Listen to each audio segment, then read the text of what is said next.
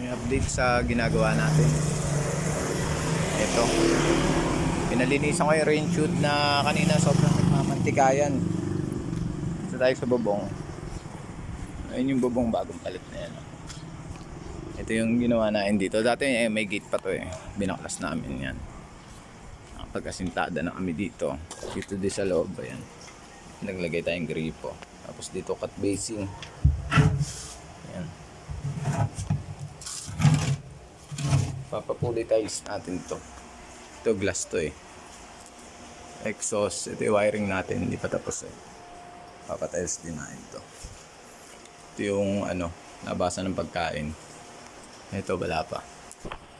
Naglagay mo tayong division dyan para hindi pumunta doon yung alcabo. Ito yung bahay nila. Pag-tiles na kami rito. Makuha natin. Ito. Ito inayos natin electrical dito. Binabato. Pinutol dito dati nakakabit yan. Ano yung itsura niya ngayon. Dati mababa itong area na ito. Tapos dito mapapansin nyo pangit yung yan dati. May kahoy yan dito. Tinanggal natin. Kinongkrete na natin to. Ang ganda na ng finish oh. Makita nyo.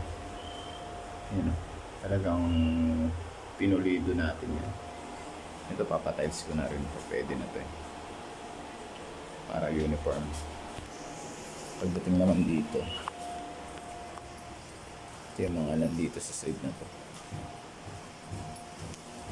Sa labas.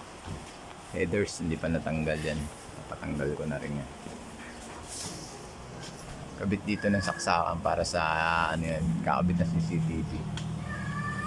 May mga side dito na may CCTV lalagyan. Kagaya doon sa sulok doon, lalagyan yun. Lahat ng electrical nito, tatanggalin ko yan. Yung mga yan, pangit na yan. Itatago ko sa ceiling yan. Para hindi magmukhang madumi. Ito, may lababo dito ng arangan. Binakmak na namin. Ayan yung arak ko. Mga tubo dito, inayos na rin namin.